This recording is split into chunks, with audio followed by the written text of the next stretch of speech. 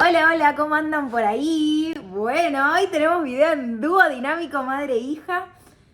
Ella es mi mamá, Débora. la doctora Débora Ambo. ¡Aplausos! Eminencia, su eminencia. Y yo, ¿me vas a Es la presentar? hija, Muriel Antonella Maceo Ambo. La doctora Maceo Ambo. Es Decime, una, doctora, que me costó, de hecho le vamos a contar acá cómo me costó tanto tiempo. es un pequeño genio. ¿Por qué pequeño? Por la edad, pero es un genio. Ok. Es mi madre también, ¿no? No, bueno. Los objetivos acá van a ser los clientes, que no van a opinar. Si quieren opinar, nos encantaría, nos sirve.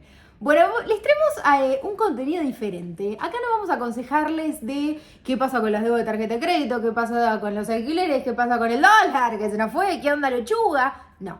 Acá lo que les vamos a traer es nuestra historia de cómo llegamos a ser abogadas. Ambas fuimos a la misma facultad, ¿o no?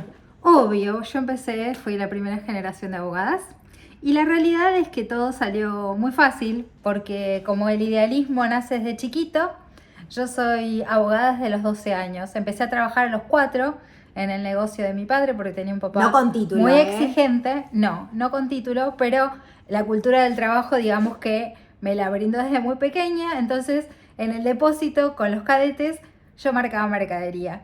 Después me dijo, ¿para qué querés ser abogada, nena? A ver, primero el inglés, a los 5 años ya empezando a estudiar inglés. Y después, ahora abogada. Nada Uf, que ver para un... uf, ¿para qué si tenés un camino corto y un camino largo? El camino corto es si igual vos querés hacer plata. La historia es que vivas bien y que nunca te falte. ¿Para qué te vas a poner a estudiar 5 años más lo que tardes y qué sé yo? ¿Y a quién le vas a preguntar? No había en la familia ningún abogado, todos Bueno, eran igual, comerciantes. paréntesis, bastante solita me la banqué la facu. Sí, Yo, porque yo también me teniéndote la a banqué, vos, tampoco te iba a ser una estúpida, o sea, tampoco te iba a ser una pobre dependiente y te iba a quitar toda la posibilidad de demostrarte que vos valías por vos misma. Si yo pude, ¿por qué no ibas a poder vos? Entonces era una forma de respetarte. ok. Entonces empecé en la UBA y había paros de no docentes. Estudiar en la UBA no es fácil, pero yo había hecho facultad privada, entonces, y jardín de infantes primaria, porque el resto era todo del Estado. Y la realidad es que mi En tu época, experiencia en la UB fue muy buena. en tu época, en la época de mamá, era viable el colegio del Estado. Era muy bueno. Yo soy egresada en letras. O sea, la realidad es Sí. que me leí todo el Quijote, el Martín Fierro. O No sea, es lo soy... mismo que la educación que en la época en la que yo tuve que ir al colegio, por eso eligieron mandarme a uno privado, porque si vos fuiste a uno público y saliste 10 puntos, ¿no? Intenté, porque fui a los mismos colegios a donde fui a buscar vacante para Muriel y a ver cómo estaba la educación. Y la verdad es que no era viable, más que nada porque ya, bueno, ponele que perdía el bilingüe, porque Muriel empezó a estudiar inglés y yo empecé a los 5, ella a los 3, en realidad desde que estaba en la bañadera. Entonces, bueno, ella tenía que hacer mejor, tenía que tener más opciones porque no tenía un papá como el mío, que mi La papá era bañadera negativo. paréntesis, porque la gente no sabe la interna. Bueno, le cantaba en la bañadera. Le cantaba en inglés. Yo le cantaba, en todo momento que tenía oportunidad, le instruía en inglés. Y también negociábamos, o sea, negociábamos desde las revistitas, desde los cuadernitos, desde Bueno, ahora no la vayamos de mensualidad de lo que le daba, negociábamos. Entonces es una negociadora nata, porque la gesté desde chiquita. La realidad es que para mí no había otra opción, porque yo era una gran lectora de Agatha Christie, de Perry Mason, obviamente Sherlock Holmes, o sea que... Y tenía algo muy innato que era defender siempre a todos aquellos que necesitaban defensa. Era, como decía mamá, la defensora de pobres y ausentes. Y además tenía una gran capacidad de réplica. O sea, si vos me tirabas una, yo te tiraba una, dos, tres, pero era automático, era innato. Y siempre era muy diferente. O sea, el mundo iba para un lado y mi razonamiento iba para el otro. Entonces no fue fácil, porque fui punk, dark y qué sé yo, Aunque no lo crean. entrar en un contexto universitario privado en la década de los 80. Pero la realidad es que la experiencia fue maravillosa y les mando un besito grande a todos mis compañeros de la facultad y a todos los docentes, porque yo tuve los que eran los grandes autores de libros como profesores. Así que nos formaron un montón. Eso, contame, vamos a hacer unas comparativas. Pues las dos fuimos a la Universidad de Belgrano, ¿no? Ella en la década del 80. Ella en la década del 80. Y yo en el 2015 fue mi primer año de facultad. O sea, un abismo de Argentina. Bueno, en fin de la medio. década del 80, si no van a pensar que soy un fósil. No, se recibió en 1992. Sí. ¿Mm? Bueno, la cuestión es que era muy diferente. ¿Cómo era estudiar en tu época? Y yo después cuento la mía. Éramos muy diferentes las dos. Primero porque Dicho, yo por venía... favor, mostremos venía- esta situación previamente. Bueno, esta es la doctora Silvia Tanzi, que ahora que es jueza del juzgado civil número 51. Y acá estoy yo, miren qué ironía. Ay, chicos, se me rompió el cuadro, ¿pueden creer esto? Bueno, la realidad es que... Bueno, listo. Continuando con el relato. La realidad es que sí, era diferente. En realidad éramos dos personas muy diferentes. Yo era una tragalibros, porque la realidad es que a mí me gustaban dos No me grandes dejes mal, cosas. ¿eh? A mí me gustan dos grandes cosas. La música y la música AC/DC, o sea, toda la música media extraña. Era punk, obviamente. Y a su vez me gustaba leer mucho. Entonces yo era capaz de leerme 3 libros, 4 libros en una semana. Y Muriel no, porque era de otra generación, era más del iPod, de la música, tampoco era de la PlayStation, pero bueno, tenía otra dinámica. Entonces a mí la facultad no me costó como le costó a Muriel. Venía de una formación académica mejor, estaba más acostumbrada a la lectura de los libros, porque, o sea, leía clásicos, acuérdense que les dije que era especialista en letras.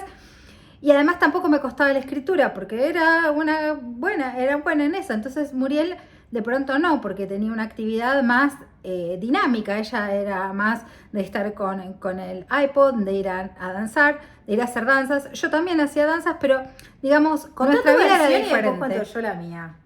Bueno, Porque vos le vas a contar desde el lado de vista de madre. Y claro, vos te leíste el Quijote. Y leer el Quijote, capaz en el colegio, a mí no me dieron el Quijote para leer en el además colegio. estaba muy bueno en realidad el Quijote. Pero te leí el Martín Fierro, ¿me entendés? Entonces, sí, el Lazarillo de tampoco... Tormes. Y en realidad, para una persona que es especialista en letras, todo está bueno. Escúchame, yo te leí a Milan Oscar Kundera Wilde. también estaba bueno. Oscar Ella Wilde leí en inglés. Bueno, la No. cuestión es que para mí el derecho no fue una elección difícil. Sí fue difícil el turco, porque el turco había que convencerlo de que no El turco, mi solamente abuelo. había que aguantarse que la hija use cadenas, use jeans rotos, minifaldas, micro shorts, sino que además encima el pobre tenía que pagar la profesora de inglés, ir al gimnasio para que yo vaya todos los días, porque obviamente no podía tener el traste por el piso, y además el pobre tenía que pagar la universidad privada. ¿Te das cuenta lo que era pobre hombre, que era encima judío y que le costaba? ¿Por qué no podía tener un negocio? Bueno, la cuestión es que yo me recibí, él lloró, se emocionó. ¿Y después qué pasaba? ¿A dónde iba a ejercer? Yo ya me veía el título en medio del living. Me empecé a trabajar en el negocio de mi papá, al fondo, en un escritorio, y venían amigos que les contaban que tenían problemas y qué sé yo, y yo empecé ejecutando cheques, y mi primer problema grande que tuve fue una especie de concurso privado en Firmat, provincia de Santa Fe, que tenía pánico, porque yo todavía ni siquiera tenía credencial, y bueno, y el turco se puso a la 10 y le dijo a su hija: vos acá, yo soy tu fuerza, vos andá a Firmat que te va a ir bien. Y me fue muy bien. Con esos honorarios, chicos, pagué todo lo que mi papá había pagado en la universidad. Tremendo. Bueno, mi panorama fue un poco diferente. Obviamente por su esfuerzo, mi panorama fue distinto. Yo la realidad es que venía, si bien fui a una secundaria privada, un colegio privado, la formación de hoy en día no es la misma formación que tuvo ella. Entonces yo venía de capaz leer 2 hojitas de cuaderno para una prueba de historia a pasar a tratados que tenía que estudiar para, por ejemplo, civil parte general en primer año. Y yo entré en una especie de crisis existencial diciendo, bueno, ella desde muy chiquita, Total. apodada ella. Ella. Mamá desde muy chiquita sabía que quería ser abogada y yo también. La verdad que era un tópico, el derecho era un tópico de las cenas. O sea, me contaba mi mamá lo que había visto, qué le había llegado. También venían los clientes, ojo, en la época, en el momento de la cena. La realidad es que yo viví la profesión realmente muy de cerca. Y si bien a veces la odiaba la profesión porque me sacaba tiempo de mi mamá, la realidad es que también veía cómo ayudaba a la gente, me venían los regalitos de los clientes cuando estaban contentos que mamá ganaba algún juicio, ¿viste? Entonces todas esas cosas me hicieron como, bueno, a ver... Detestabas a TN cuando venía a 6:30 de la mañana y te jodía el almuerzo. Sí, pero... El desayuno. Pero bueno, la verdad es que me quedaba con las historias. A ver, si nos vamos a poner a contar de que TN venía a las 7 de la mañana, también contemos, porque no vamos a ser hipócritas, que cuando vos tenías que dejar un vencimiento dos primeras, pará, me arruinaste la historia. Dos primeras es que hay algo que vence entre las 7:30 de la mañana y las 9:30 de la mañana. Entonces, vos cuando tenés un vencimiento de dos primeras tenés que tener el sellito con el cargo, que ahora no sucede porque ahora todo es digital, pero con el horario. Entonces, yo iba, mi mamá llegaba al colegio, yo entraba a las 8, con lo cual el vencimiento caía de cajón. ¿Qué hacía? Me llevaba en taxi, por ejemplo, y yo paraba con el uniforme del colegio, tenía el escrito, yo me bajaba en la mesa receptora, la hojita doblada. con la hojita doblada, y mi mamá me decía, vos dale las hojitas y le decís, la doblada es mi copia. Y te tiene ahí que te pone el sello y el cargo. Me dice, fíjate que diga la hora. Perfecto, yo llegué a eso y yo bajaba con el uniforme, pequeño infante, dejaba el vencimiento de los primeros, volvía al taxi y me iba al colegio. Con lo cual, realmente el derecho... Lo mamaste. Sí, literalmente. Bueno, ella no tuvo el negocio. Yo no tuve el negocio, pero fui a cenas de negocios, así que medio que fue un negocio distinto el que yo Ella vi. iba a todas las cenas de negocio porque era una forma también de educarlo de lo que era una reunión de trabajo. Entonces... Con lo cual, yo no te trabajé en un negocio como hiciste vos, pero me comía un miércoles a la noche e irme a cenar con un señor de 1500 años, a escucharla a mi mamá, y el señor era el cliente. Que me quería agasajar. Entonces, la realidad es que fue muy diferente ambas vidas, ¿no? Académicamente hablando. Pero... yo, la facultad, el primer año, como les estaba contando, venía de que 2 hojitas de historia en el secundario era una barbaridad para estudiar. Y me encontré en la encrucijada, más allá de que desde chiquita sabía que quería ser abogada, ¿y si esto no es para mí? O sea, porque puede ser su pasión, pero ¿y si no es la mía? Y yo en quinto año del secundario había tenido una materia, o sea, tenía, no sé, 2 horas semana, o sea, nada, que era periodismo. Como verán, me encanta hablar. Entonces dije, bueno, yo, la Muri de 18 ilusa, dijo, voy a hacer las 2 carreras en paralelo, al mismo tiempo. Venía en una moto, me estrolé, pero no me estrolé por las 2 carreras porque no lo ni siquiera lo intenté. Pero contá que tu tesis de secundaria, ¿cuál fue? Bueno, yo fui un bachiller especializado en relaciones internacionales. Y mi tesis, para terminar el secundario, porque tenía que exponer una tesis frente a Cancillería, como era en Relaciones Internacionales el colegio, fue violencia de género en Latinoamérica en los últimos 10 años. O sea, tranquila, pía, a los 18 el tema. Sí. Y, de hecho, spoiler alert, esa fue mi tesis total y completamente mejorada. Obviamente una tesis de grado para recibirme de la universidad, pero yo ya venía de haberla, o sea, estaba trabajando sobre mi propia herramienta, ¿no? Mi propio trabajo, con lo cual una tesis divina me quedó. Las situaciones que yo me encontré en el primer año de la facultad, que no sabía cómo estudiar.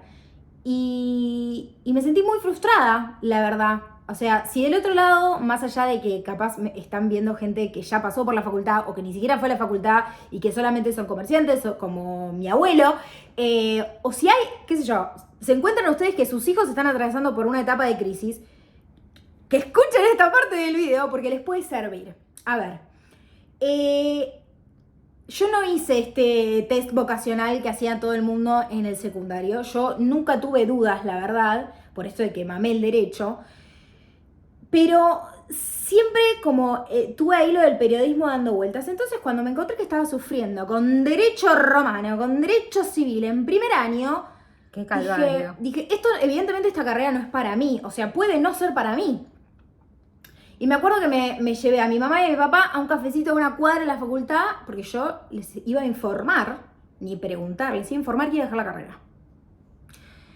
Llega el cafecito, me siento y les digo, bueno, la estoy pasando mal, esto no me va, evidentemente no soy buena en esto, no sé qué. Y mi mamá me dijo, mira, la verdad es que te vayas a periodismo, también vas a tener que estudiar. Obviamente no iba a ser el nivel de material de estudio que derecho, sin menospreciar a los periodistas, pero es una realidad, estamos hablando, creo que es un terciario periodismo, sí. Licenciatura en comunicación, es un terciario contra una carrera mucho más larga. Por eso yo y Luza dije, puedo hacer las dos, un terciario y una carrera de grado. Nunca. Y la realidad es que me dijo mi mamá, ¿por qué no esperás, te das otro cuatrimestre más, aprendés a estudiar, tipo, date por lo menos un año en la Facultad de Derecho, ya que no tenés el CBC que lo perdés en la UBA, o sea... Porque el CBC tiene ella una el CBC. razón de ser. Entonces Sí. es una transición entre lo basiquísimo del secundario y un poco más la exigencia Todas universitaria. mis amigas que fueron a la UBA me dijeron, es una pérdida de tiempo. Pero bueno, evidentemente... Es una pérdida de tiempo, pero aprendes un poco más a estudiar.